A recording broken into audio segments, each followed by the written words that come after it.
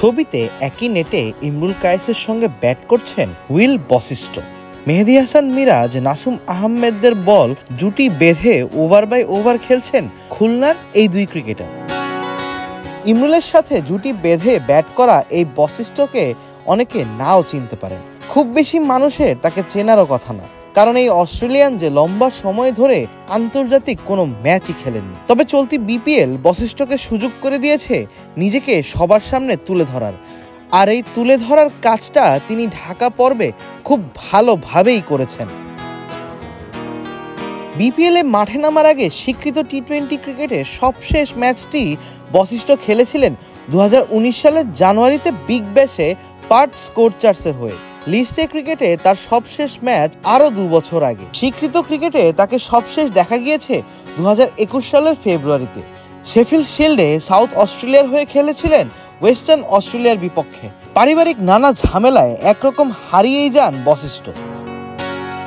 কিন্তু এই বশিষ্ঠকে হঠাৎই কদিন আগে দেখা যায় নেপাল প্রিমিয়ার লিগে। প্রায় 4 বছর পর ফেরেন ক্রিকেটে। কার্নালি ইয়াক্সের হয়ে 6টি ইনিংসে খেলে 250-তে 194 রান করেন প্রায় 39 গড়ে। এরপরই তার বিপিএল অভিষেক হয় খুলনার হয়ে।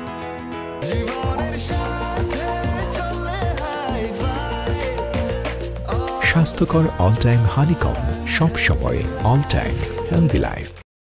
কিন্তু কিভাবে বা কার মাধ্যমে এই অস্ট্রেলিয়ান এসে পৌঁছালেন বিপিএলে? শুনলে অবাক হবেন, তাকে বিপিএলে নিয়ে এসেছেন ইমরুল কায়েসি, যার সঙ্গে তিনি জুটি বেঁধে নেটে ব্যাট করছিলেন। সেই ইমরুলের কল্যাণেই বিপিএলের দরজা খুলেছে বশিষ্ঠ। ইমরুল এখন নিয়মিতই অস্ট্রেলিয়ায় যান। বছর 2 আগে সেখানকার স্থায়ী বাসিন্দা হয়েছেন। সেখানে টুকটাক ক্রিকেট খেলার পাশাপাশি কোচিং কোর্সটাও করেছেন। সামনে সেখানে একটি একাডেমি তৈরিরও পরিকল্পনা আছে তার, যেখানে ইমরুল সঙ্গী হিসেবে পাচ্ছেন অস্ট্রেলিয়ার সাবেক অলরাউন্ডার শেন ওয়াটসনকে। সেই পরিক্রমাতেই মিচেল মার্শ তাকে বলেছেন বশিষ্ঠর কথা। যদিও দুজনের পরিচয় মেলবোর্নে একটি টুর্নামেন্ট।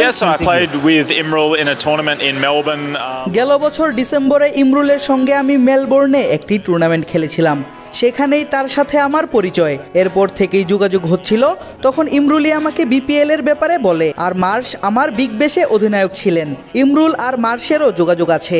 মার্শও ইমরুলকে বলেছিল যে আমাকে একটা সুযোগ দিয়ে দেখতে। আমি এখানে এসেছি নিজের সেরাটা দিয়ে দলের জন্য বড় অবদান রাখতে চাই। এই সুবাদেই আমি বিপিএলে চলে আসি। 2012 সালের অনূর্ধ্ব-19 বিশ্বকাপের কোয়ার্টার ফাইনালে মুখোমুখি হয়েছিল অস্ট্রেলিয়া ও বাংলাদেশ। অজিদের সেই দলের অধিনায়ক ছিলেন এই উইল বশিষ্ঠ। আগে ব্যাট করে 171 রানে অল আউট হয় বাংলাদেশ। সৌম্য সরকার খেলেছিলেন 71 রানের ইনিংস। সেই ম্যাচটি আলোচনায় ছিল মূলত সৌম্য জিমি পিয়ারসনকে মান কাট করে আউট করার কারণে।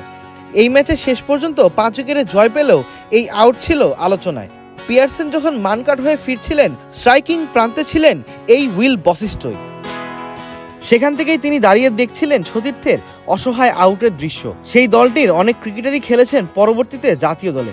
তবে বর্তমান সময়ে যাদের নিয়ে সবচেয়ে বেশি আলোচনা হয় তাদের একজন ট্রাভিস হেড, আর এই ট্রাভিস হেডেরই অধিনায়ক ছিলেন বশিষ্ঠ।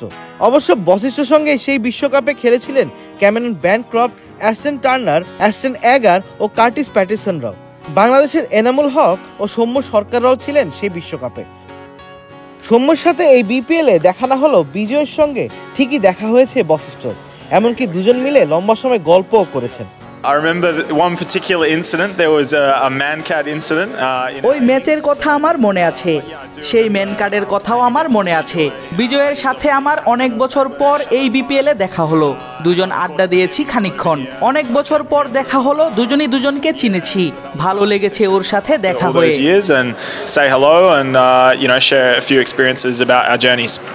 এত বছর ক্রিকেট থেকে দূরে থাকার গল্প শুনিয়ে ক্রিকেট ফ্রেন্ডজিকে বশিষ্ঠ বলেন,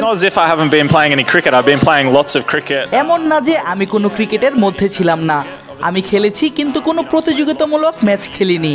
আন্তর্জাতিক ম্যাচ পাইনি, তবে ইংল্যান্ড, অস্ট্রেলিয়া, নেপাল সব জায়গায় খেলেছি। আমি নিয়মিত ক্রিকেটের মধ্যেই ছিলাম।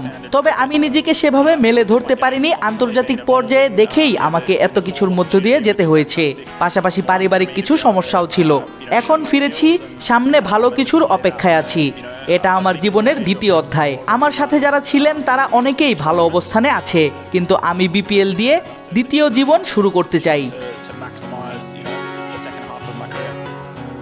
সিলেট আন্তর্জাতিক ক্রিকেট স্টেডিয়াম থেকে আবিদ মোহাম্মদ, ক্রিক ফ্রেন্সি।